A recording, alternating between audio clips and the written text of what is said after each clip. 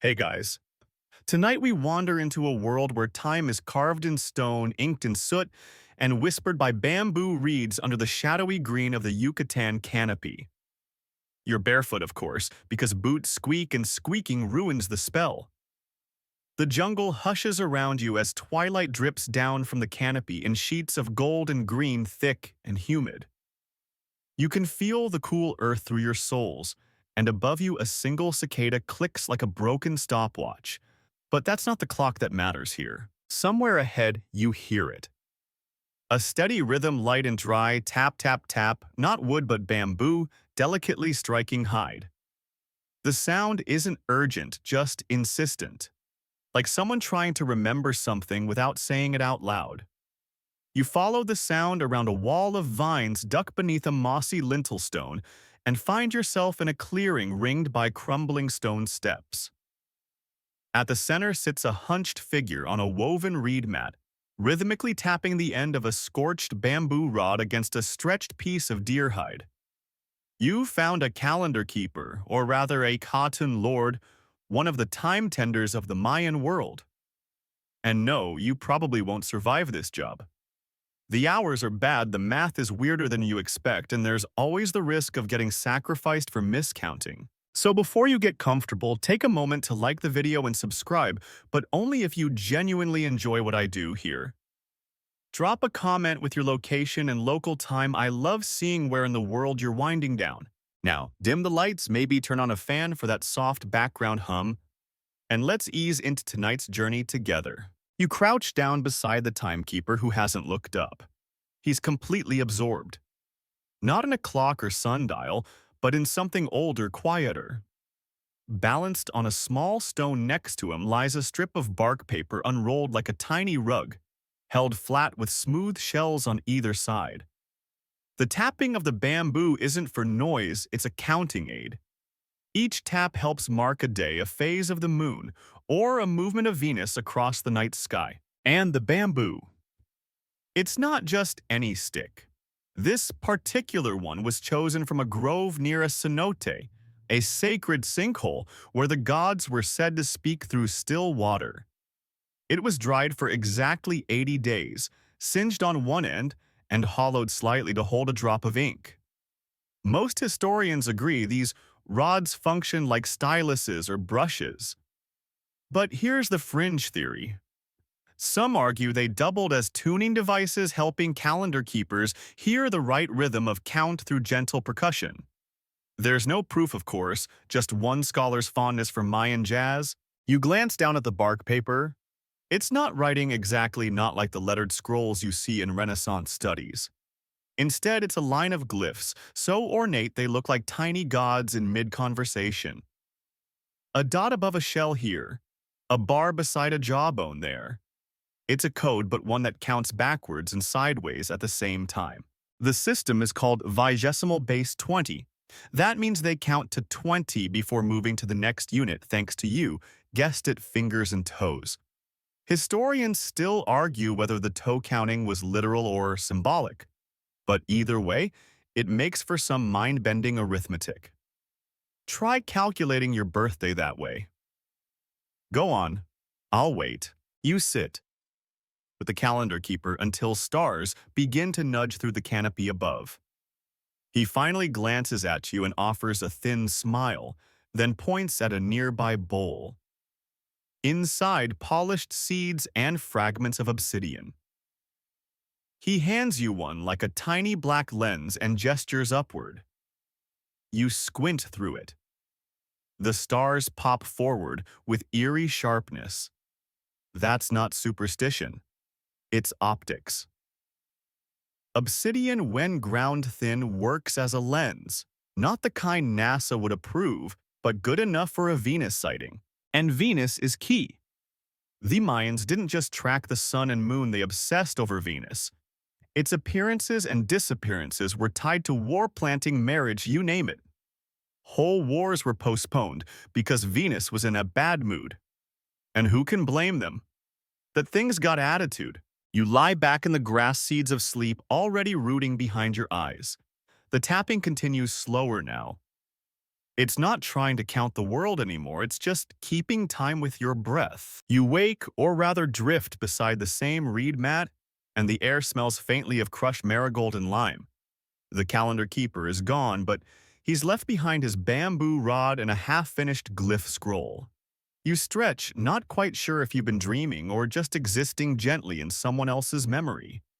The jungle around you hums with dawn, and somewhere above, a toucan chuckles like it knows something you don't. You reach for the bamboo stylus and trace the edge with your fingers. It's smooth, not factory-perfect smooth, but hand-rubbed worn smooth. You imagine the hundreds of palms that must have passed over this exact tool, each with the burden of counting time correctly, lest something go wrong, a drought, a bad harvest, a mistimed ritual. No pressure. The ancient Maya didn't just have one calendar, they had many. There's the Hob, the vague year made up of 18 months of 20 days with a mysterious extra 5 nameless days tacked on like an afterthought. And then there's the Tzolk'in, the 260-day sacred calendar that's still in use today by some Mayan descendants. But here's the thing, the two calendars don't line up cleanly. They're like two gears of different sizes turning at their own pace, syncing only every 52 years. That's right, what you'd consider a full calendar cycle took over 5 decades. So if you ever missed one, you'd have to wait another half-century to try again. Historians still argue whether the 260-day count was based on agricultural timing, the human gestation period, or my personal favorite, the sacred shuffle of turtle migrations. Imagine building your calendar on turtle traffic. You brush a speck of dust off one of the glyphs. It's got a wide-toothed grin and eyes like kernels of corn. That you realize is a glyph for Aja, a lord, but also he who speaks for the day. Not a king per se, but a kind of temporal emissary. Someone who doesn't just rule people, but speaks with the fabric of time itself. It sounds poetic until you remember it came with some inconvenient responsibilities, like predicting eclipses with zero margin for error. Miss one, and the gods might assume you were napping on the job, and nobody wants to get divine side-eye. You follow a trail of flattened grass deeper into the ruins, where low stone walls and vine-laced stelae rise out of the mist like forgotten teeth. Along the way, you notice odd carvings, long bars, clusters of dots, circles like flattened donuts. These aren't just decorations, they're the mathematical tools of the long count. Ah, the long count. That's the one people freaked out about in 2012, convinced it would bring the apocalypse. Spoiler, it didn't. What it did do was reset a massive calendar cycle. Think of it like turning over the world's oldest odometer. Only the mileage includes the creation of the current universe. You pause before a weathered stela and trace the etched numbers with your fingers. 1 bar, 4 dots, that's 9. The system is gloriously elegant. Dots for 1's, bars for 5's, shells for 0. And unlike Roman numerals, you can do actual math with it. Yes, really. Go ahead and try dividing 480 by 260 in Roman numerals. I'll wait. Actually, no, I won't. That's cruel. Here's a curious tidbit. The Maya understood the concept of zero before many Old World civilizations. Historians still argue whether it was independently invented or borrowed via earlier Mesoamerican cultures, but either way they were using zero with confidence while certain European scribes were still adding apples to oranges and weeping quietly. You sit down beside a cluster of low altars and spot something glinting in the dirt. A piece of fired clay with a tiny indentation too small for a cup, too shallow for a bowl. Could it be a palette? Maybe. But some suggest these were ink-mixing trays used to blend plant dyes with charcoal and honey, creating the vibrant black-red script found on codices and wall paintings. And what was the brush? A shard of split bamboo. Flexible, strong, and if you fray the tip just right, able to make the fine strokes of feathered glyphs or jaguar whiskers. You pick up a sliver of bamboo and imagine its other uses. In the hands of a healer, it might become a bloodletter. In the hands of a priest, a pointer for star mapping, In the hands of a child, maybe a flute or something to poke your sibling with. Human creativity always finds a way. A light breeze rustles the trees above, and you swear it whispers through the hollow bamboo in your hand. It's not music exactly, more like memory caught in wind. You tuck it behind your ear even though no one's watching and continue walking toward the next timekeeper's platform. Far ahead, a chorus of frogs begins croaking in perfect 4/4 time, as if even the amphibians are keeping track. The path narrows beneath your bare feet, and the jungle folds around you like a damp green quilt. Up ahead, the ruins sharpen into symmetry, a staircase too steep to be practical, flanked by two half-collapsed serpent heads whose stone tongues jut out like they're mid-sentence. You ascend slowly, feeling like you're intruding on a meeting that started 1,000 years ago and still isn't finished. At the top, a wide platform opens like a theater stage, and in its center sits a low stone table worn smooth by centuries of elbows, ink pots, and maybe the occasional forehead pressed in frustration. This was no throne, this was a workspace. The calendar keepers, or Akenob, weren't exactly rock stars, but in a culture that practically worshipped chronology, they weren't far off. These were the mathematicians, astronomers, scribes, and priests rolled into one over-caffeinated package, except instead of coffee, it was cacao mixed with chili and maize served in painted gourd bowls. You definitely couldn't put in a dishwasher. Each Achen was responsible for recording not just the passage of days, but their meaning. Days weren't blank squares waiting to be filled with dentist appointments. They came preloaded with personality fate and sometimes unsettling dietary restrictions. A day ruled by Ka'an might call for planting. One under Ik might involve air rituals.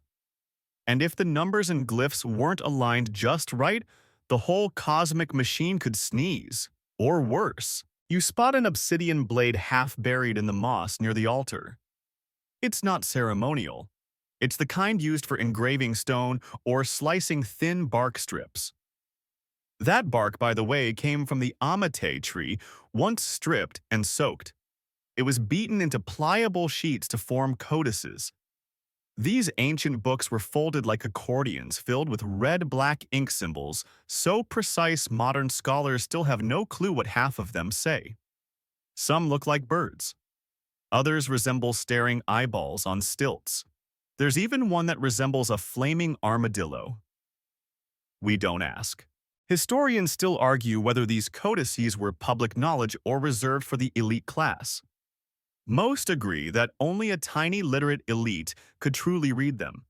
Everyone else just nodded respectfully and pretended they understood what the flaming armadillo was all about.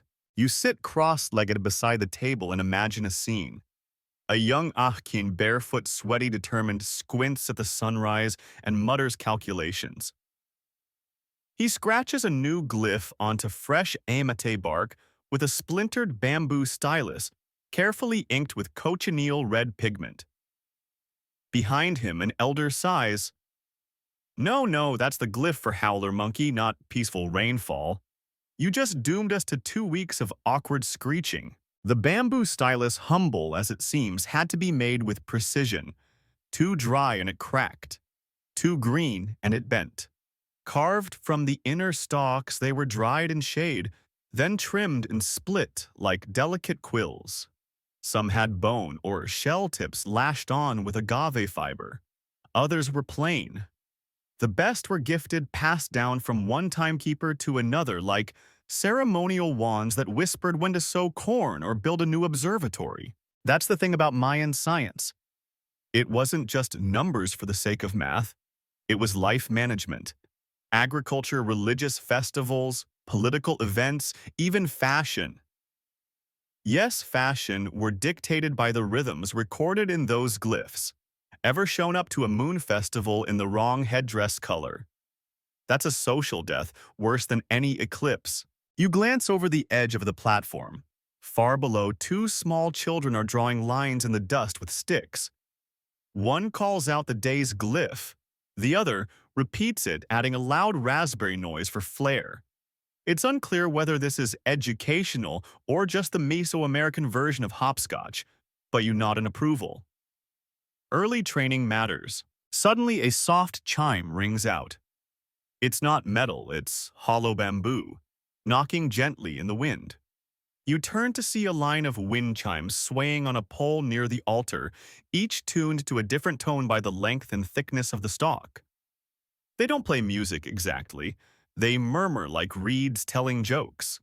You lean closer and swear one just whispered, glyph misalignment. That's a you problem. You lie back on the stone platform, arms behind your head. The sky is turning a thick apricot color and the clouds roll like slow whales across the horizon.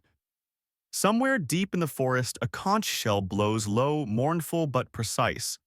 It means something. You just don't know what. Historians still debate whether the conch was strictly for ritual or if it also served as a kind of sonic clock-marking sunrise temple shifts or cacao breaks. Given the human love of snacks, we'll vote cacao. As the shadows lengthen, a bat flutters past your face too close for comfort, and you jolt upright, only to find the calendar table now covered in tiny carved tokens. Each one marks a different day, a different possibility, a different whispered future. And one of them has your name carved on it. The carved token that bears your name, or at least something that suspiciously looks like it, rests near the edge of the stone table, half shadowed beneath a sprig of crushed marigold. You hesitate. You're not sure if it's a good omen or a polite warning. Either way, the Akin probably would have just raised one eyebrow and gone back to brushing specks of dust off a glyph stone with a squirrel hairbrush. It's mid-morning now, and the calendar keepers would be elbow-deep in their calculations. The long count calendar, the famous one that inspired way too many 2012 apocalypse memes, was no casual wall chart. It tracked time from a mythical creation date and moved with a seriousness usually reserved for tax audits. Unlike our Gregorian calendar, which sort of limps along month to month, the Mayan calendar was a precise symphony of interlocking cycles, the Tzolk'in, a 260-day ritual calendar, the Hab, a 365-day solar calendar, and the long count, which was kind of like the cosmic archive filing system. Only with jaguars. You spot a smooth panel of limestone to your left, its surface carved with vertical columns of glyphs. A familiar face emerges from the shadows. Large almond eyes, flared nostrils, and a cheek glyph that scholars have argued about for decades. Some say it represents wind. Others say it means he who sneezes thunder. That might be the same thing. The figure isn't a deity, it's a calendar priest in full regalia. You trace the bamboo tool in his hand painted green with flecks of cinnabar. It glows faintly, as if time itself had soaked into the fiber. He's pointing upward toward Venus. Because, fun fact, the Mayans didn't just casually notice planets. They tracked them, especially Venus, which they followed with nearly obsessive detail. Venus's appearances and disappearances weren't just astronomical curiosities. They were omens, divine press releases. A favorable Venus rising might trigger a royal wedding. A poor alignment could postpone a war. Or in one recorded case, inspire a fast across 5 entire cities. Modern historians still debate whether this fast was due to astrological interpretation or an extremely successful cacao shortage. You ease down beside the carved figure and imagine his day rising before dawn, bathing with cold water, scented with crushed mint leaves, then kneeling before the glyph wall to count days backward and forward until a pattern snaps into focus. These priests weren't merely counters of time, they were translators of destiny. In your lap rests a roll of amate bark partly unfurled. Across its fibers run careful columns of dates and events. The ink is still fresh. You see today's date and a single glyph, a hummingbird mid-flight, its tongue forked like a snake. It means the day for impossible messages, which probably describes your inbox too. Next to you, a small toolkit lies open.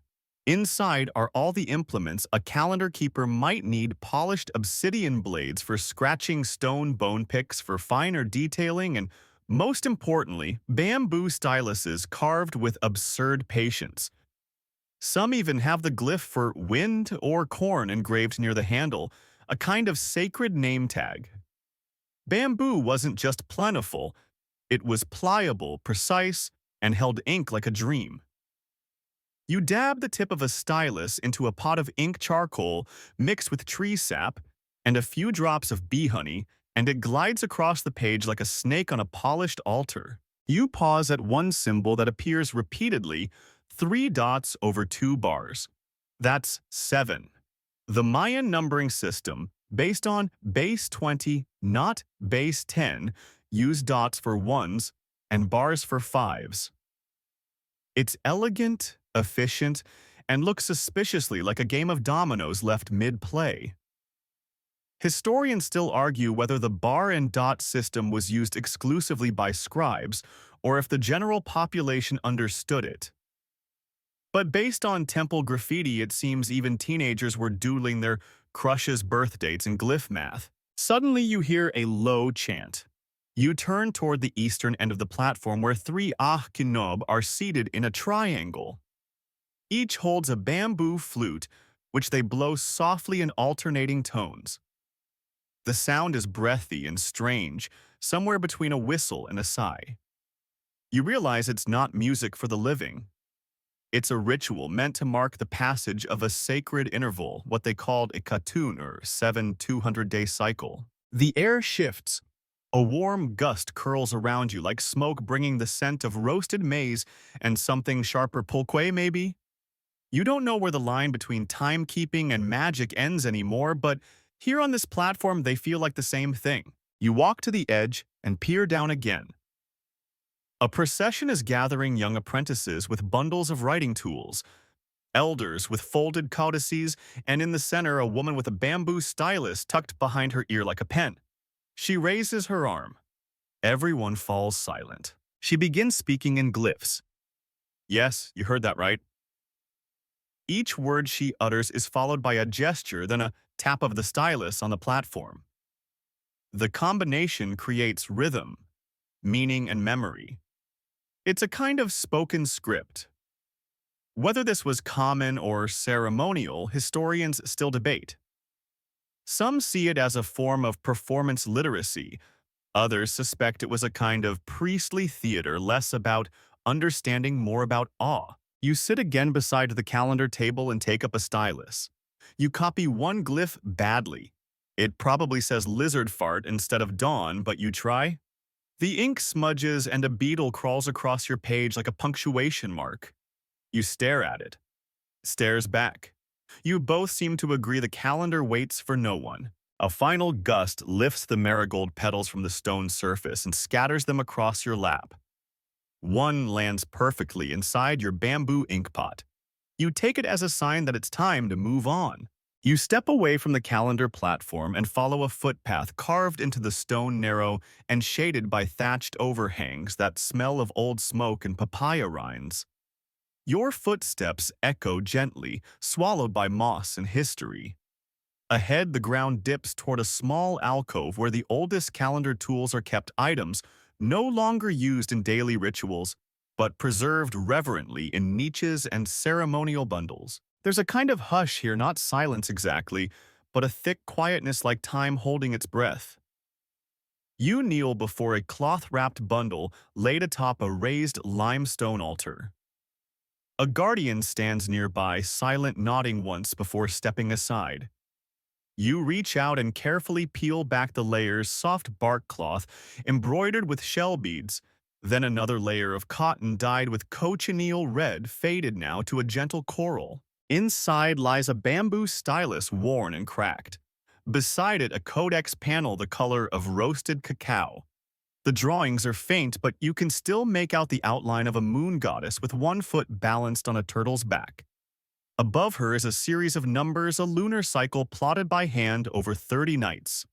This was someone's life's work, not just art, but calculation, observation, devotion. Someone likely sat by torchlight night after night tracking the moon's shift by increments barely visible to the naked eye. There's a popular myth that the Mayans predicted the end of the world with their calendar. But here, holding this stylus, you understand how deeply wrong that is. The calendar didn't end, it restarted. Time to the Mayans wasn't linear. It spiraled, looped, curled back on itself like a serpent swallowing its own tail. The end was never doom. It was refresh, reboot. Historians still debate whether the so-called doomsday glyph was misunderstood entirely or simply mistranslated by Spanish friars with a flair for melodrama. You shift slightly and examine a carved mask tucked into the bundle. It's made from bamboo pulp and stucco painted with natural dyes, blue for the heavens, green for maize, black for the underworld. The mask depicts a calendar priest mid-sentence, his tongue a flick of red. Was it worn during solstice readings? Maybe it belonged to a high priest who only donned it when announcing the arrival of a new Baktun. Or maybe it was just decorative. That's the trouble with history, it rarely leaves comment cards. Near the mask lies a delicate compass-like device. Not a compass in the magnetic sense, but a fixed-angle pointer for aligning with celestial events. It's made entirely of bamboo slats tied together with sinew and feathers. You hold it up to your eye and squint. Through the gap you see the sun just beginning its slow crawl across the sky. The pointer aligns perfectly with the rising point of Venus. You lower it slowly. That wasn't an accident. You trace your fingers over another item. A pouch of obsidian slivers, each with a glyph carved into its surface. You pick one at random and peer at the figure, a deer with spiraled antlers and a serpent coiled around its neck. It means debt repaid, or possibly the accountant cries. Both would make sense in tax season. The pouch has a faint scent, sweet but smoky. You sniff again. Copal. The tree resin the Mayans burned in nearly every ceremony from crop blessings to marriage vows. It's been used to purify space thoughts and even entire altars. One traveler in the 18th century claimed he could smell the copal of a Mayan temple before he even saw it. Historians still argue whether the incense was intended to appease gods or just to mask the smell of people in ceremonial fur. The stylus, mask compass, and pouch. These weren't merely tools.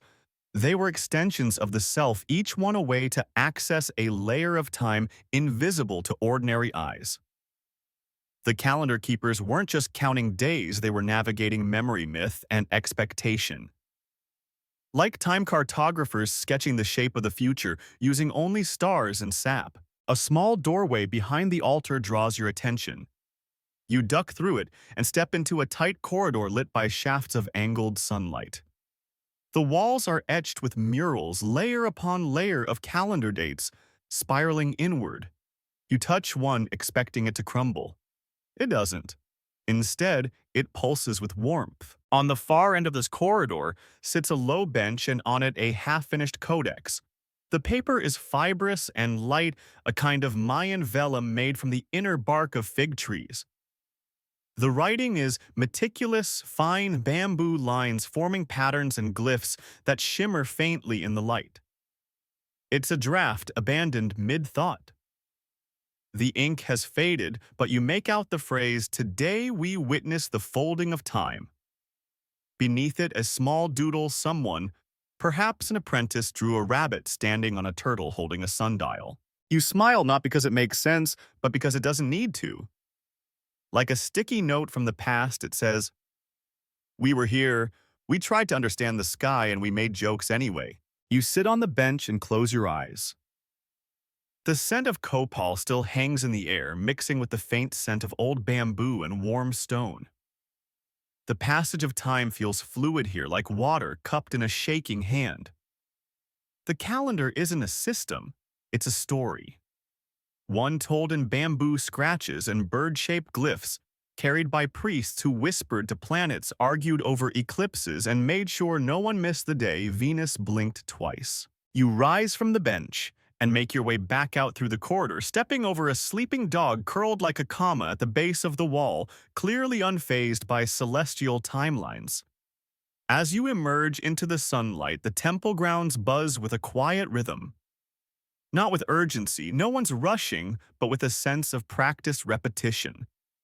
A rhythm that feels like breathing, like calendar keeping. To your left, a younger apprentice is hunched over a long bamboo mat working through a pile of shells, pebbles, and smoothed bones, all marked with symbols. You pause and peer over his shoulder, and he doesn't look up. He's lost in his counting cycle, tapping each object once with a feathered stylus, then placing it precisely into a sequence carved into the bamboo mat. This isn't some idle game, it's the long count. The master calendar tracking not days or months but ages. The long count is one of the most famous Mayan inventions, a linear count of time that stretches back to a mythical creation date.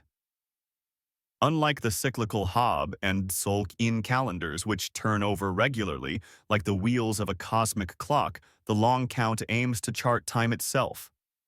It begins according to surviving codices around 3114 BCE, before the pyramids, before the Bible, before even the invention of the wheel in some places. And here's the twist. The Mayans didn't measure time in years.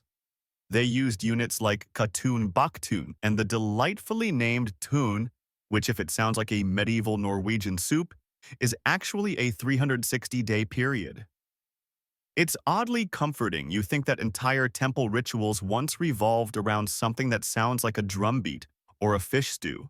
Historians still debate whether the long count was developed as a priestly tool to control political power or as an astronomical mechanism to synchronize rituals across generations.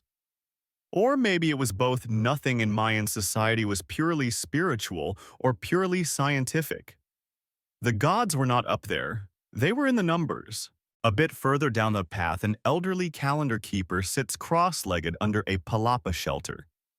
His eyes shut, his hands gently, tapping on a bamboo tube drum, tunkul they called it. You sit beside him. After a few moments, he opens one eye and mutters something about resetting the baktun, as if you'd accidentally leaned on the wrong star cycle. You apologize with a sheepish smile, even though you're not quite sure what you've done. In front of him lies a large, rotating bamboo cylinder with glyphs carved along the edges. It spins with a gentle click each time he taps the drum. He explains that each click represents a tune, and when the drum rhythm changes, it means the cycle is shifting again. It's like watching someone wind a grandfather clock with a maraca and a wink. Then he leans in conspiratorially and says some believe each baktun ends with transformation. Not destruction, not rebirth, just change. His eyes flicker toward the horizon, like the moon learning a new face. Bamboo tools were ideal for this kind of timekeeping. Lightweight, strong, flexible. Mayan artisans shaped bamboo into not only writing tools and instruments, but also tubes used as mnemonic devices. Each carved ring on the bamboo tube represented a different date or ritual step. Apprentices would roll them in their hands as they recited chants like a priestly fidget spinner, if fidget spinners also tracked eclipses. You're handed one of these tubes, a smooth cylinder no longer than your forearm. It's warm to the touch, and when you roll it between your palms, the ridges catch slightly, guiding your fingers into a rhythm. Tap, spin, tap, spin. It's soothing. If clocks ticked like this, nobody would mind being late. Another apprentice passes by, her arms full of stacked codices wrapped in palm leaves.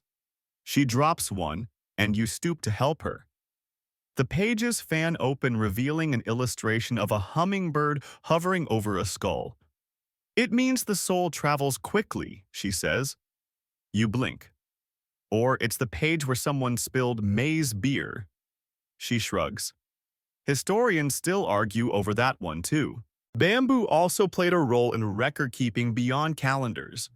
Some glyphs suggest that calendar keepers recorded crop yields, royal birthdays, and ceremonial debts on scrolls made from mashed bamboo fibers.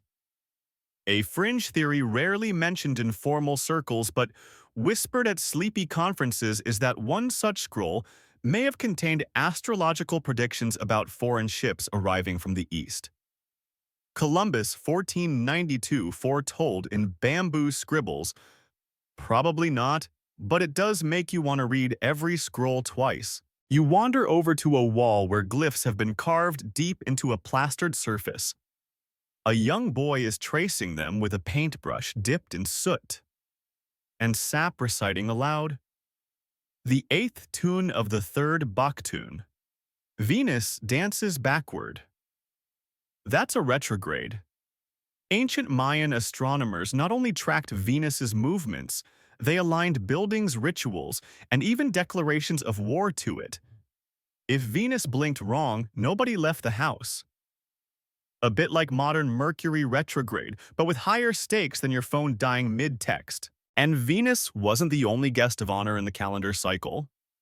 The Mayans tracked the positions of Mars-Jupiter, even lunar eclipses, with remarkable accuracy. There's evidence some bamboo alignment sticks were made in pairs, one for tracking the stars, and the other for checking shadows at noon. It's like if Stonehenge came with a user manual and a bamboo pointer. You crouch beside another timekeeper, this one drawing concentric circles in the dirt using a split bamboo stick and a bit of dyed string. He explains that each circle represents a sacred cycle. The number of steps to the temple, the days between corn plantings, the spaces between eclipses, they're all part of a grand rhythm. Nothing happens randomly. Everything is math in disguise. You sit back and stare at the sky. It's late now. And the first star appears a pinprick above the treetops. A child somewhere behind you counts it aloud. One star, one day. The bamboo stylus beside you lies still, but the world it helped chart keeps turning. The jungle night leans in softly like someone whispering secrets just beyond your shoulder. A breeze stirs the canopy above you and the rustle of leaves echoes like distant paper being turned by slow, patient hands. You stay seated in the temple courtyard, now dimly lit by flickering torches tucked into carved wall sockets. Their flames sway gently, casting long shadows across the stonework like a sundial still trying to do its job after dark. You're beginning to feel it now. The weight of time. Not as a burden, but as a blanket. One woven from cycles and stars and bamboo ink. From across the plaza, a faint, rhythmic hum begins. It's low melodic, like someone blowing gently across a hollow reed. You follow the sound and find a small group of calendar keepers gathered under a thatched roof seated around a fire pit. In their hands are narrow flutes made of what else bamboo etched with stars and swirls. Tonight, they're performing something you didn't expect a calendar chant. But this isn't some solemn dirge or Gregorian drone. It's playful. The flutes trade phrases like gossip. The drummers respond with thigh slaps and taps on hollow bamboo tubes. One old woman even plays a kind of xylophone made from carved bamboo slats laid across a log. The notes sound bright, almost like laughter with a beat. And then they start to sing. Not in words you understand, but in vowel-heavy syllables that rise and fall with the firelight. It's a story one they've sung for generations. You catch glimpses of sky serpents shedding time like skin of jaguar gods, flicking stars into orbit of time itself, dancing in circles. The beat skips here and there like a record catching on joy. Historians still argue whether these musical rituals were truly for public performance or strictly temple-bound secrets. Some suggest that calendar chants were meant only for elite astronomer priests. Others believe the entire community participated, especially when a new Bach tune dawned. And one fringe researcher, definitely the kind who wears two pairs of glasses at once, insists these songs held coded math formulas. Honestly, you kind of hope they were just catchy. You lean against a carved pillar. Behind your head, a relief of a calendar keeper mid-chant is etched into the limestone. He's holding a bamboo flute in one hand, and in the other a long scroll. His mouth is open wide as if frozen mid-joke or mid-prayer. It's oddly comforting. Timekeeping here wasn't sterile. It was sung, tapped, played, lived. Someone offers you a cup of something steaming. It's made from roasted cacao and maize flour, pinolillo they call it. A bit gritty like a smoothie blended with dessert, but warm and surprisingly sweet. You sip it slowly and your shoulders start to sink into relaxation. If the stars could drink, you're pretty sure they'd ask for seconds. Another boy joins the circle, unrolling a palm leaf mat covered in small glyph tokens made from carved gourd slices. The others nod solemnly. Time to play the calendar game. Each player takes turns placing glyphs into the spiraled center of the mat, reciting short poems as they do. Some of the phrases are predictions rain comes with 3 frogs, one says. Others are riddles. If the moon steals your shadow, what does the sun steal? The room laughs. Apparently the answer is your patience. You're invited to try. You fumble with a smooth gourd disc and place it on the wrong ring. The group gasps dramatically, then bursts into cackling. Someone playfully taps your head with a bamboo stylus. You've apparently offended the 3rd Venus cycle, which earns you a new name for the evening, tsuk tsuk, or the one who miscounts. You wear it proudly. And here's where the detail-loving part of your brain kicks in. The Mayans used these stylized games not just for entertainment, but also to train memory, reinforce cosmic cycles, and pass on wisdom. It's like if your Monopoly board taught you trigonometry and the phases of the moon. Some scholars believe entire astronomical tables were memorized through such rituals. That makes your high school flashcards feel underachieving. A young girl seated next to you taps your arm and points upward. 3 stars in a line, she says. Orion's belt. But we call it the turtle's back?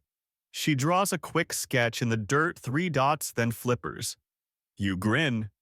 There's something magical about imagining the sky as a turtle rather than a hunter, less violent, more nap-friendly. Overhead, the night continues its slow parade.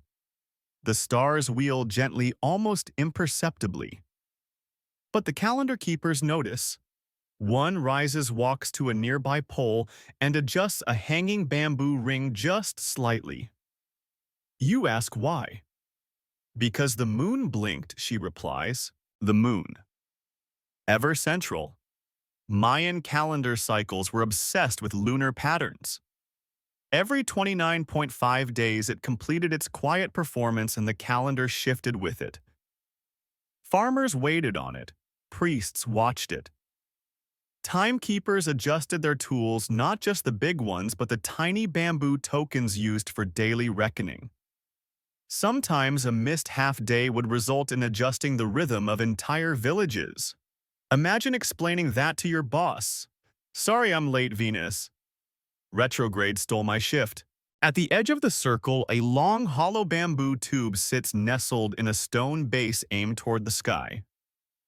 It's a star viewer used to chart alignments. You peer through it and catch a glimpse of a cluster of stars. Not because it has lenses, it's just a tube, but because it blocks everything else. The stars snap into focus, tiny and deliberate. Someone next to you murmurs, "That's the Pleiades." When they vanish, it's time to plant. They don't need a calendar on the wall. The sky is the calendar. And with that, the music resumes. This time softer, slower. The kind of song meant for the tail end of a fire when embers whisper and people start to forget their names. You sit back, the cup of pinolillo half finished, the calendar mat still glowing faintly from torchlight. You think about the day's chant, the flute rhythms, the bamboo tokens, the girl who turned Orion into a turtle. There's something beautiful in this form of time, not a straight line, but a spiral of music and memory and maybe even mistakes. Tsuk. Tsuk is still welcome here, and as your eyes begin to flutter closed, you swear you hear the stars clicking softly above you. Like a bamboo drum patiently keeping time. You wake or half-wake to the sound of water trickling gently through carved stone channels nearby. In the misty pre-dawn light, the village around you stirs in its own kind of quiet choreography. You stretch slightly on the mat sore from sleeping on ancient limestone, but oddly refreshed. A calendar keeper passes by holding a long reed brush and a small bowl of dark pigment, humming something that sounds like the tail end of last night's chant. The stars are fading, but not gone. One bright point still hangs stubbornly over the eastern ridge, the morning star known to the Maya as Chak-ek, the red star. Associated with Venus, it holds special power in their calendar system, marking both divine arrival and celestial war declarations. Venus didn't just rise and shine. It told people when to plant, when to move, when to stay indoors, and according to some codices, when to expect political assassinations. Imagine checking your star app and seeing partly cloudy with a 70% chance of palace coup. As you follow the hum of early rituals, you find your way toward a small hut set off from the temple square. It's woven from reeds and bamboo capped with thick palm thatch and smells like wet parchment and roasted agave. This is the keeper's studio. Inside, the atmosphere is hushed. You take your shoes off instinctively, though no one asked. On the central bench, scrolls of amatil bark paper are spread like dough across wooden frames. You can tell they've been soaked, pressed, dried, and coated with lime paste, turning them from fragile bark to a flexible, creamy writing surface. A calendar keeper leans over one, applying glyphs using the reed brush and a bowl of carbon ink. Each stroke is tiny, delicate, final. He doesn't look up as you step in. Instead, he gestures to a nearby wall where a stack of long, thin sticks rests in bundles. Bamboo, of course, but some have been fire-tempered to darken the ends, and others have inlaid jade bits or tiny shell fragments to mark time units. These are not just writing tools. These are mnemonic calendars, what some archaeologists call sequence rods. They're held tapped, spun, and pointed to track repeating sequences across lunar, solar, and ceremonial cycles. One rod in particular catches your eye. It's been polished to a buttery sheen and wrapped in dyed cotton string at even intervals. The keeper hands it to you. As you hold it, your fingers naturally fall into grooves, 7 shallow notches, followed by a smooth section, then 13 smaller marks. 7-day ritual, he says, followed by 13 days of silence. Historians still debate what exactly these rods recorded. Were they personal reminders? Priestly. Cheat sheets. Pocket calendars for long journeys, or even rhythm tools for musical chants. The truth is, no one can say for sure. Some researchers believe they were calibrated for eclipse cycles. Others think they were simply ceremonial toys for the elite. A few argue that the notches could even represent stories chapter marks for sung mythology. And one brave theorist swears they're recipes. Yes, recipes. One rod, they claim, encoded the method for brewing spicy honey mead. That's a calendar worth carrying. You place the rod back reverently. Time here is not linear. It's not even circular, it's recursive. You loop back, but each loop is slightly shifted. Kind of like your favorite podcast episodes, same theme, different jokes. Outside the studio, a young boy is preparing something beside a fire. He's holding a bamboo tray, and inside are several small clay molds, each filled with dark resin. As the fire warms them, he carefully presses thin sheets of bark into the molds, letting them absorb the scent and the pattern. These are calendar wafers used for ritual chewing. Not edible in a delicious sense, more like ceremonial chewing gum made from sap, herbs, and history. The belief was that chewing these wafers during a ritual helped soften the mouth for accurate prophecy. It's basically medieval breath mints with cosmic implications. You're offered one. You chew. It tastes like sage and something bitter and maybe sadness, but the texture is oddly satisfying. You feel wiser already, or at least more hydrated. The ritual continues. A low drum begins, just one slow and steady. The kind of beat that makes your heart want to mimic it. Then the calendar keeper enters this time with a long bamboo pointer. She gestures to a flat stone laid in the center of the plaza. You hadn't noticed it before. It's smooth, faintly concave, and inlaid with glistening obsidian shards. This is the day marker. Each morning the community gathers as the first sunlight hits the day marker.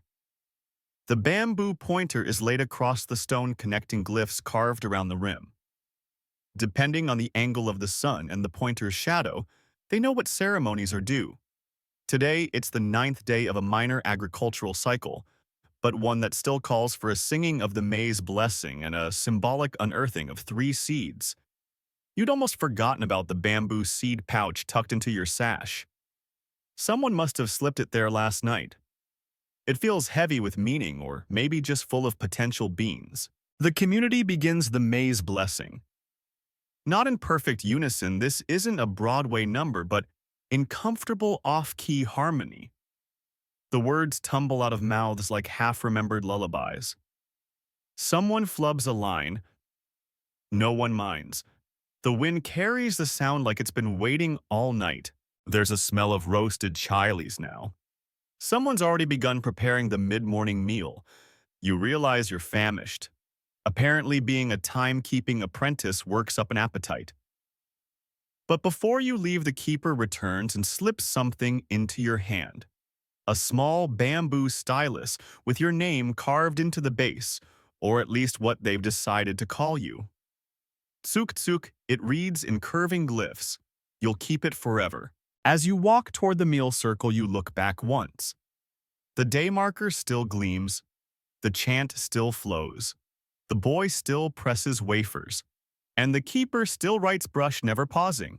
And somewhere in that rhythm, the world keeps turning. By now, the sun has climbed just high enough to wash the village in gold. Shadows sharpen around the thatched edges of homes, and a warm breeze drifts through carrying the scent of corn masa and hot clay. You follow the smell to a gathering under a wide canopy of woven palm leaves, where people sit cross-legged in loose clusters, scooping food from earthen bowls. No one rushes. Time here is not something to outrun, it's something to taste. A calendar keeper waves you over, patting the ground beside a steaming dish of tamales wrapped in banana leaves.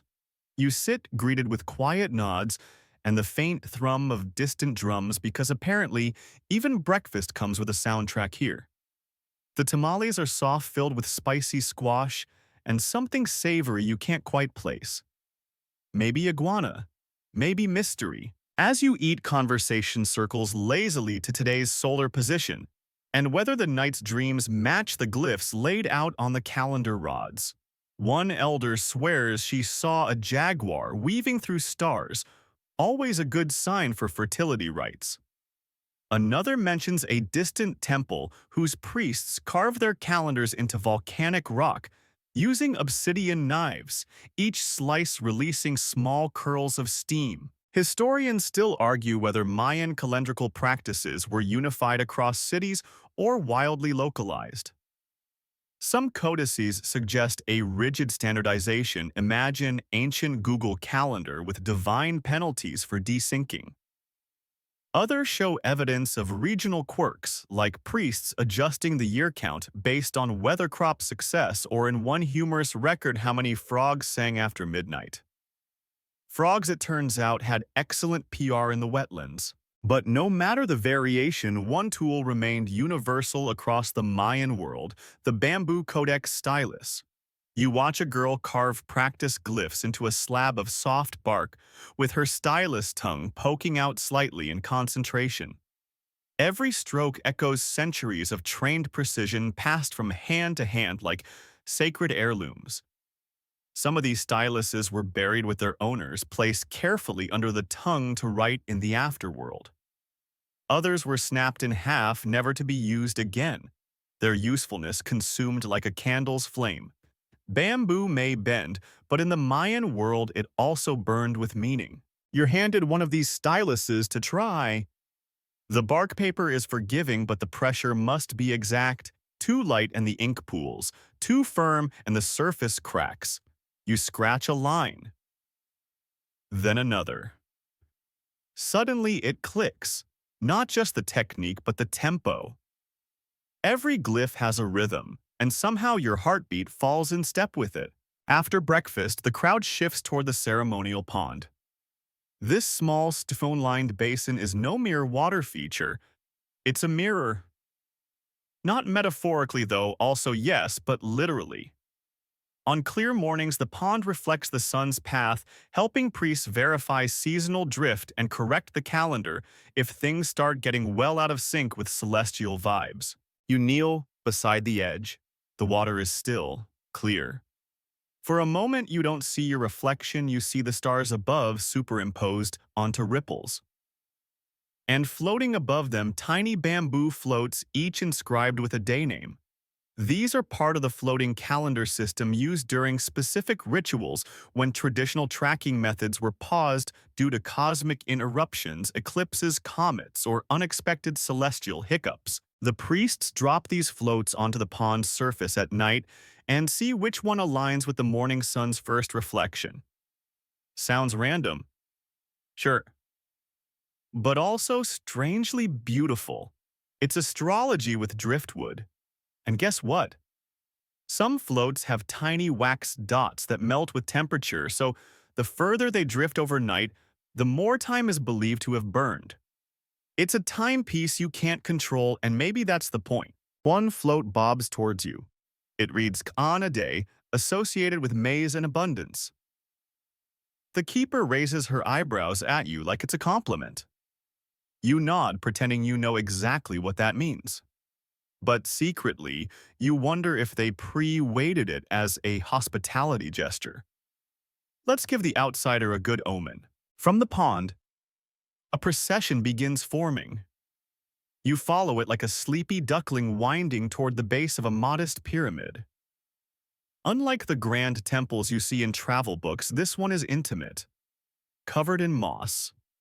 Steps narrow and steep, possibly designed to humble even the most confident climber. At the summit, you find a small wooden shrine. Inside are bundles of reeds, rolled codices, dried herbs, and yes, more bamboo tools. The high priest here carries a staff made entirely from fire-blackened bamboo capped with a shard of meteorite. Or maybe just very sparkly obsidian. Either way it works. She greets each visitor with a whispered blessing, her voice like wind through dry leaves. When it's your turn, she places a single bamboo splinter into your palm. It's light, barely noticeable, but the weight of its symbolism is unmistakable. To mark your journey, she says, you wonder how many people before you have carried such splinters. Probably thousands, maybe tens of thousands.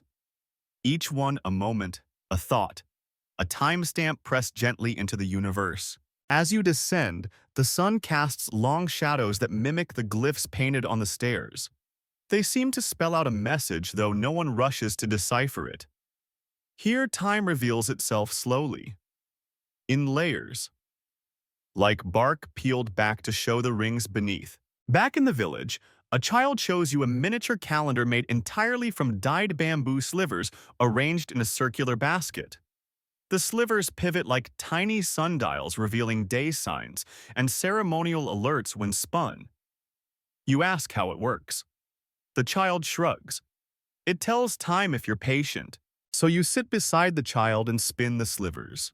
And wait, and watch. Because in this world, to keep time is not to dominate it, it's to listen for it. The afternoon stretches before you, like a woven hammock, loose, warm, and invitingly slow. You follow a narrow dirt path to the outskirts of the village where the jungle begins pressing close again. There, tucked between trees, is the workshop of the calendar artisans, the quiet geniuses behind the physical crafting of tools, inks, and codices. A young man greets you, hands stained with deep red pigment made from crushed cochineal beetles. His fingernails are tinged indigo, and his forearms shimmer slightly from handling mica-infused paste. He doesn't talk much, but his tools do plenty of talking. You enter the workshop. It smells of heated resin, damp fiber, and faint citrus. Sheets of amate bark hang from lines overhead, drying slowly in the filtered light.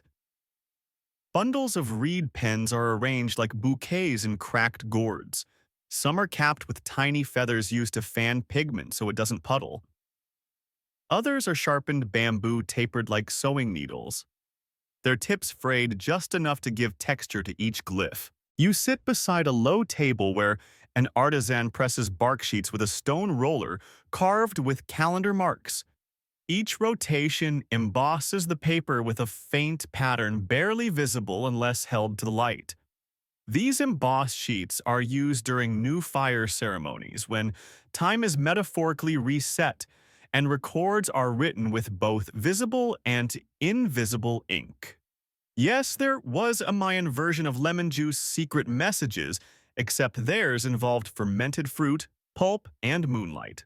Historians still debate whether these hidden glyphs were symbolic ritualistic or just a fancy way to pass notes. One theory even suggests they served as spiritual backup drives, etched invisibly, then revealed only in moments of cosmic upheaval. You know, like when Mercury retrogrades and your corn won't grow. You're handed a fresh bark sheet and a stylus.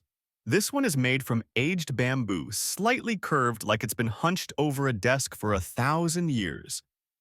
You drag the tip through black ink mixed with crushed obsidian. It glides with a whisper. The bark sighs under your touch. You inscribe a glyph that resembles an ear of corn in flames, though you later learn it's just the day name for market chaos. Close enough. Beside you, an elder works on something more permanent. A codex bound in jaguar hide, its pages thick and saturated with beeswax to repel humidity. He shows you the layout. A series of columns each representing a different aspect of time: solar, lunar, agricultural, ceremonial, and emotional. Yes, emotional. The Mayans didn't just track what day it was, they tracked how that day felt. Some glyphs mean things like good for reconciliations or avoid heavy decisions. One glyph even translates loosely to time for naps and small regrets. You nod. Today's definitely feeling like that last one. The elder smiles and pulls out a reed case lined with tiny bamboo stamps, each carved with a unique day sign. They're like a historical emoji set. You press one into ink and stamp the corner of your sheet. It leaves the mark of Ik, the wind, associated with change, breath, and, well, sometimes flatulence, but mostly spiritual breath. Probably. Outside the workshop, a group of children run through a clearing chasing a ball made of tightly wound rubber sap. It squeaks with every bounce. You learn that some games like Pokta Pok were used to time rituals. The ball's rhythm mirrored celestial movement, and the outcome of the game could shift the date of a planned ceremony. Imagine your birthday party being rescheduled because your cousin missed a kick. A few children have made their own calendars from painted bamboo sticks tied together with colored twine.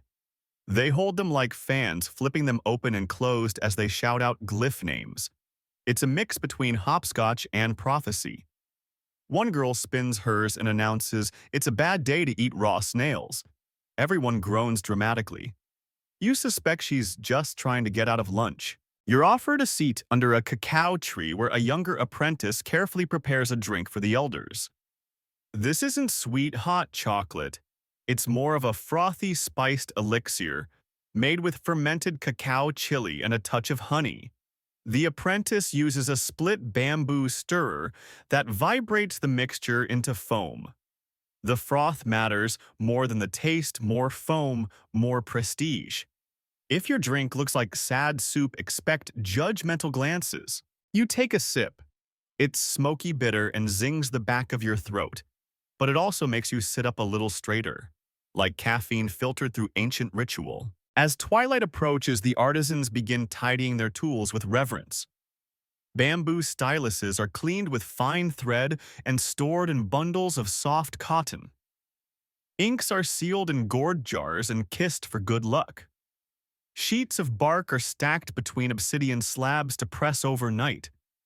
The entire process feels less like closing shop and more like tucking in a child for sleep. One apprentice hands you a keepsake, a tiny bamboo token wrapped in red string.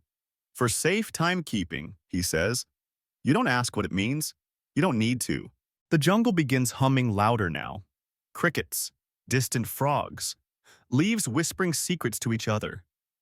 You realize the day has folded in on itself like a codex, edges neat, meaning dense. As you walk back toward the village, you pass a stone wall etched with glyphs. Some are familiar, others not yet. But one at eye level stops you. It's the mark for arrival. You reach out and trace it. You've arrived. Wherever that is, you're up before dawn again because the calendar says you should be. A quiet horn moans from the center of the village, low and long, like the yawn of the gods. People stir from their hammocks not with urgency but with ceremony. This morning is marked as Choktok, which loosely translated means Red Cloud Day. It's associated with offerings to the rain spirits, mild stomach aches, and unusually vivid dreams. You rub your eyes and follow the sound of drums padded and hollow to a gathering by a stone platform. On it sits an altar covered in woven mats, obsidian bowls, and most notably a stack of painted bamboo sticks bound with cord. The daykeepers have arrived. You see the familiar face of the elder artisan, his jaguar hide codex under one arm. But this time he's flanked by women dressed in deep indigo robes embroidered with constellations. One of them holds a fan made entirely of dried palm fronds and prayer knots. Another carries a pot of glowing coals. Each of them, you notice, wears a simple bamboo pendant, cut to resemble a crescent moon. As you sit among the quiet crowd, the elder begins a chant. It's not loud or theatrical, just rhythmic. A slow repetition of syllables that seem to massage the air. One of the women lights the incense. It smells like pine salt and something slightly metallic like old rainwater collected in a clay bowl. Today's ritual is about tuning the tools. The Mayans believe that even inanimate objects, bamboo styluses, stone markers, calendar codices could fall out of harmony with the cosmic order. Once a month, they gathered to retune everything like musicians checking pitch. It's strangely soothing watching them lay each item down, whisper over it, and pass it through incense smoke. Sort of like spa day for bamboo. Historians still debate whether this practice was more symbolic than functional. Some argue it was a way to reinforce power. The keepers of time literally deciding what day it was. Others say it had a psychological purpose, calming anxiety by restoring rhythm. And honestly, that tracks. If someone offered to realign your work laptop with the stars, you'd probably say yes. One boy brings forward his homemade calendar fan and holds it over the smoke. He's instructed to blow across it while naming the 5-day elements in order: fire, stone, blood, corn, breath. He gets them all right except he swaps corn and blood. A quiet titter ripples through the crowd. No one corrects him. Sometimes days are just messy like that. You're invited to walk the spiral path, a ritual walkway coiled around a small mound. It's laid with colored pebbles in concentric circles, each ring representing one of the Mayan calendar's cycles, Tzolk'in Hab, and the long count. As you walk slowly inward, the ground shifts under your feet, crunching gently. Your bamboo token swings softly from your wrist. Step by step, you feel less like a tourist and more like an echo. At the center is a sun-shaped marker etched into the ground. You stand on it facing east. Someone strikes a drum. Once. Then silence. Then you walk back out, passing others who nod gently like co-conspirators in the quiet unraveling of time. A nearby elder beckons you to sit beneath a canopy made of banana leaves. She speaks softly, explaining the emotion days again. There are good days to start something new and bad days to finish what you've started. Days where old arguments surface. Days where you crave sweetness. And yes, days best spent curled in a blanket, drinking something warm and avoiding everyone. She hands you a small codex with blank spaces and symbols. Start keeping yours, she says. Don't worry if you get the days wrong. Time forgives beginners. You try writing your first emotion glyph. It looks vaguely like a spiraling lizard caught in a wind tunnel. You call it mild panic. Appropriate. Back at the altar, the final ritual of the morning is beginning. The bamboo tools are placed in a large woven basket. Each one has been rubbed with lime and chili oil, not to season them but to wake them up. The elder circles the basket 3 times, muttering a low chant. Then he raises a small jar of water and gently flicks droplets across the crowd. A woman nearby flinches. Cold blessings, she mutters, dabbing her face with her shawl. You offer a tissue. She accepts like it's holy. You leave the ritual in a daze, not from anything mystical, but from the overwhelming softness of it all. The slowness, the absolute lack of urgency. Somehow even correcting the universe's sense of time feels like something that can wait until after breakfast. And breakfast smells good. Smoke rises from a stone hearth nearby. Flat maize cakes sizzle on a clay comal. A woman spreads honey and crushed hibiscus petals. On one folds it and hands it to you. It's sweet, tart, earthy, and faintly floral. You chew in silence as a calendar keeper beside you uses a bamboo stylus to mark today's events on a scroll of bark. She includes your name, or at least the name she's decided for you, one who eats the red flower. You smile, mouth full. Fair enough. You lean back against a warm stone wall, watching the bamboo pendants sway in the wind like quiet metronomes. Time isn't ticking here, it's swaying, rocking, lapping gently like water against a dock, and you're adrift in it. The next morning, you're handed a new assignment: bamboo stylus duty. That's right, you, an unqualified visitor with shaky handwriting and a mild tendency to spill soup, are now holding the same sacred tool used to chart the heavens and predict eclipses. No pressure.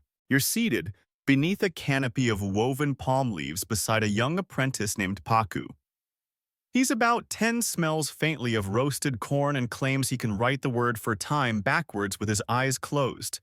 You believe him, mostly because he immediately proves it. Spread out before you are thin slats of treated bamboo, some no wider than a blade of grass. They're sun-bleached, lightly polished, and stacked neatly in rows.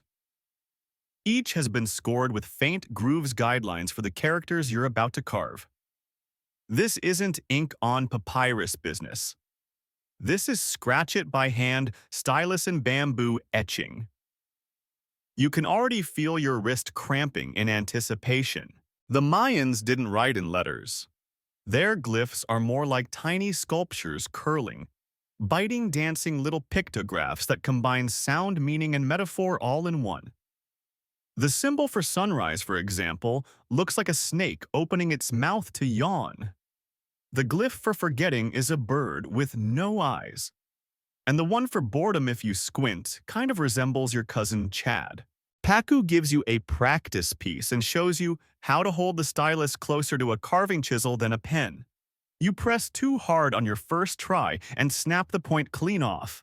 That one was sleepy anyway, Paku shrugs, handing you another. Try with less panic. Your next attempt is better. The grooves guide you gently, and your hand starts to settle into the motion, slow, shallow strokes like tracing the outline of a dream. It's oddly hypnotic. Nearby, 2 master scribes are working on the main calendar board, a set of interlocking bamboo rods strung across a wooden frame. Each rod represents a day, and moving one shifts the others like a Mayan Rubik's Cube from the gods. It's part abacus, part weather chart, part personal diary. They're adjusting it for the upcoming Waib, a 5-day danger zone at the end of the solar year when the calendar resets and the spirit world allegedly gets a little too close for comfort. Historians still argue whether Waib was genuinely feared or just an excuse to stay indoors and binge maize snacks. Based on the sheer number of toasty tortillas and gourd mugs of hot chocolate being passed around, you're guessing both. At your station, you're tasked with helping transcribe the community's emotional log for the week. This is where things get interesting. Each villager is asked a single question. What feeling did today leave behind? Responses are given aloud, translated into glyphs and etched into thin bamboo panels. Some are straightforward, calm, angry, thankful. Others, not so much. One old woman squints at the sky and mutters, like the moon dropped a spoon and nobody noticed. Paku translates that into quiet disappointment. You nod. Accurate. A goat herder says, my thoughts were soggy like soup with no salt. That becomes mental fog, also fair. Your favorite, though, comes from a small child who declares, I felt like a jaguar made of jelly. The glyph is carved as a wriggly tail looped around a wide-eyed sun. Excitable Paku explains. These bamboo mood logs are then dried, smoked lightly for preservation, and added to the community vault, a circular stone room filled with thousands of bamboo strips sorted by year emotion and moon phase. It smells like damp wood lavender and something vaguely citrusy. You're told the scent comes from the yakshi leaves packed between the stacks to ward off termites. Apparently, termites are terrible historians. There's a reverence to it, this act of recording, not just what happened but how people felt about it. You think about how your own culture tracks emotion apps, journals, drunk texts at 2 a.m. This feels gentler, slower, less desperate. Back in the daylight, someone hands you a cup of warm balshay, a fermented drink made from honey bark and dreams. You sip carefully. It tastes like someone boiled a tree in sugar water and whispered secrets to it. Not bad. By the time you've carved your third glyph, your best attempt at mild regret with undertones of satisfaction, the sun has climbed high above the canopy. A rooster screams from somewhere. It shouldn't be possibly a roof. A breeze rolls through, catching the edge of the scroll you're working on, flipping it closed, with the finality of a nap. Paku pats your shoulder and declares your training complete. You're officially a keeper of 1.5 feelings. You bow or trip, hard to say. As you pack up your stylus and hand in your bamboo panel, someone adds your name to the calendar chart. Not the name you arrived with, of course, but your scribe name, he who writes sad lizard too many times. You walk away smiling, and somewhere behind you the bamboo logs begin to whisper into history, quiet.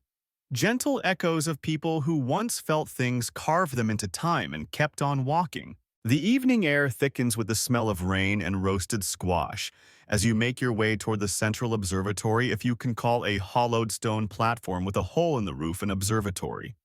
But for the Mayan astronomer priests, this was the beating heart of the calendar itself. You step barefoot onto the warm stone eyes, adjusting to the low flicker of firelight. The circle above you, just a palm-sized hole in the ceiling, is aligned precisely with the zenith sun, the equinox stars, and a few celestial neighbors who still haven't returned your texts. Tonight, the elders are expecting a rare planetary convergence, a night when Venus, Jupiter, and a few wayward bats align just enough to warrant a ceremonial recalibration. You're told that Mayan calendar keepers tracked Venus more obsessively than a middle schooler tracks Instagram likes. Every rise, every dip, every strange motion across the sky was carefully charted on bark paper codices and woven beadwork belts. Venus wasn't just a planet. It was a bringer of omens, a war herald, a matchmaker, and occasionally a diva. Historians still argue whether the Venus tables were used for actual battle planning or just dramatic poetry. But given how many rulers declared war the moment Venus hit a certain mark, you'd better believe some people took it very, very seriously. You imagine two rival kings peeking up at the sky, waiting for Venus to blink and saying, now. Launch the really rude letters. Inside the observatory, a trio of robe-clad timekeepers is drawing patterns in dust. Literally. The floor has been swept clean and dusted with white ash. They use carved sticks to trace orbital paths, stacking them into symbols you don't fully understand but deeply respect. One of them, a man with the voice of a sleepy crow, hands you a small bundle, a folded leaf filled with obsidian flakes and bamboo stylus tips. You try not to panic. Apparently, you're going to help recalibrate one of the ritual time wheels, a hand-carved, bamboo-toothed gear used to represent the passage of Khatun, or roughly 20-year blocks of time. The gears aren't mechanical in the modern sense. They're more symbolic, ceremonial, like giant clock hands that don't move unless someone's feeling poetic. Your task: carve a new glyph onto the edge of the wheel. The glyph, a frog. Not just any frog, this one's licking the moon. Symbol for transformative rest, explains the sleepy-voiced elder. And stomach cramps. You nod. Seems about right? As you etch, he hums a tune, something between a lullaby and an incantation. The others light incense made from pine resin and crushed copal. Smoke curls up through the roof's aperture, carrying the scent of rain and warm stone with it. You're told this ritual smoke is called Ixchel's breath, named after the goddess of the moon medicine and midwives, a multitasker if ever there was one. It's strange.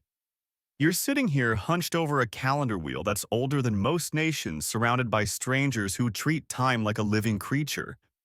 And yet, you feel at home, grounded. Like each minute isn't slipping away from you, but being tucked carefully into a bamboo drawer with your initials on it. One of the scribes begins to chant the names of past calendar keepers. They're melodic and mythic: Chak Balam, Ix Tun Noj Ek, and weirdly, Tooth of the Sky Chicken. You try not to laugh. You fail. The chant circles the room 3 times. Then silence. The new glyph, the frog who has moon issues, is gently oiled, dried with a palm fan, and slid into place. The wheel turns, clicking softly. Time, it seems, has moved forward. Outside, villagers begin placing offerings on a stone altar: kernels of maize, drops of honey, carved jade beads, a very worried-looking gourd. Children play shadow games under the starlight, mimicking constellations with their hands. Someone strums a turtle shell, which sounds exactly like you hope it does, melancholy, stubborn, and slightly off-key. You sit on the observatory step and sip from a bowl of fermented cacao, thickened with chili and masa. It tastes like warm, angry pudding. You love it. As the stars tighten above and Venus begins to rise, the sky shifts from indigo to the deepest obsidian. The elders lean forward. No one speaks. The moment is close. And then Venus peeks over the edge. The smallest gasp escapes the crowd. Someone weeps. A child hiccups. Time breathes in. And just like that, the wheel turns. You feel it, not just in the room, but in your ribs, in your pulse, in the echo of those bamboo tools now resting at your side. The Mayan calendar isn't about counting days. It's about witnessing them. Catching each one like a firefly, naming it, honoring its glimmer, and letting it go. And as you lean your head against the stone wall, eyelids heavy, the firelight flickers across your knees. You smile. Because now, you know what most don't. Behind every elegant glyph, every solar alignment, and every strange frog metaphor, there was someone bent over bamboo carving time with care. The sky fades into a velvet curtain as the ceremony winds down. But your night isn't over, not quite. The elder with the sleepy crow voice gestures for you to follow him. You rise, legs tingling from the long sit, and pad barefoot through a narrow corridor carved into the stone hill behind the observatory. It's quieter here. Even the crickets seem to soften their songs as you enter what feels like the Mayan version of a filing cabinet, if that cabinet were made of mossy limestone and lined with wooden shelves, older than written English. This, you're told, is tuned Seb the scribal chamber. And this is where the calendar keepers did the real work, decoding eclipses, recording births, and figuring out how many more weeks until the next festival that allowed dancing without shirts. Priorities, after all. Rows of bamboo tools are laid out neatly on folded bark cloth. You run your finger over one, a stylus tipped with obsidian so fine it could split a hair or your ego. Most of the tools aren't ornate. They're practical, worn, some even chewed on.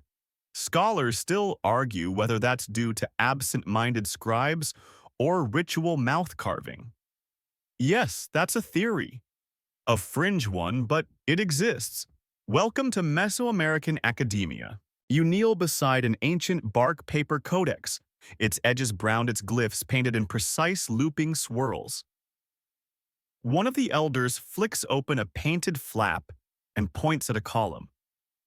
It's a record of a solar eclipse from over 1,000 years ago, described not as an astronomical event, but as the day the jaguar swallowed the firelight and returned it with teeth. You don't know what that means exactly, but your spine enjoys the poetry. Beside it, a list of offerings, maize, smoke, chants, and spoons. Yes, spoons, wooden ones specifically. It seems the humble eating tool was also considered a vessel for one's last breath, a symbolic carrier of the final exhale. A spoon placed in the hand of the deceased ensured their spirit would not hunger in the counting of days, which is both comforting and mildly terrifying. Imagine being caught in the afterlife without cutlery. The shame. The elder nods at your surprised face. Same as the nuns, he says, chuckling, just older. So apparently spoon burials are an international tradition. Medieval nuns, ancient Mayans. Maybe your next trip to IKEA deserves more reverence. You take a seat on a woven reed mat. It creaks under your weight. Someone brings a bowl of tamal dough with a bamboo scraper, and you're invited to try your hand at day shaping. Each calendar keeper in training must learn how to sculpt sacred glyphs into masa before attempting ink. It's the historical equivalent of drawing stick figures before starting the Sistine Chapel. You mash, you press, your first attempt looks like an angry snail. Someone claps. Encouragement, you assume. As you refine your Tamil glyph into something slightly less embarrassing, a boy nearby sings the Hob cycle song, a melody used to remember the 365-day agricultural calendar. It's got a gentle rhythm, like a lullaby for the land. You catch bits of it. Pop and woe bring the rain, sip sows the corn, Kayab makes the turtles dream. You glance toward the corner of the room where a small altar stands, offerings of feathers, chocolate river pebbles, and you guessed it, more spoons. Only these aren't wooden. They're carved from jade and conch shell laid out like a fan. The craftsmanship is unreal. You wonder if these were actual eating tools or ceremonial placeholders, never meant to be dipped in soup. Historians still argue whether Mayan calendar priests were also spiritual chefs of sorts, mixing ritual knowledge with culinary magic. Some codices show bowls labeled with day names, suggesting specific foods were matched with calendrical energy. So yes, there may have been a sacred guacamole day. Write that down. Someone taps your shoulder. It's time for the final task, writing your name glyph, or at least the one given to you by the elders based on your personality. You're handed a narrow strip of bark paper. The ink smells of smoke and orchids. You're told your glyph is Kan-i, meaning yellow star, or loosely translated, the one who shows up late but brings snacks. You take this as a compliment. The stylus trembles slightly in your fingers. You breathe deep and press the bamboo tip to the page. Curved lines emerge. Then spirals. Then what may or may not be a frog again. Honestly, the frogs are starting to feel personal. But it works. It clicks into place. You step back and let the ink dry, watching the glossy black fade to soft charcoal gray. It's strange how permanent something can feel with such humble tools. Bark, soot, bamboo, and breath. A final fire is lit in the center of the chamber. The calendar wheel is turned once more.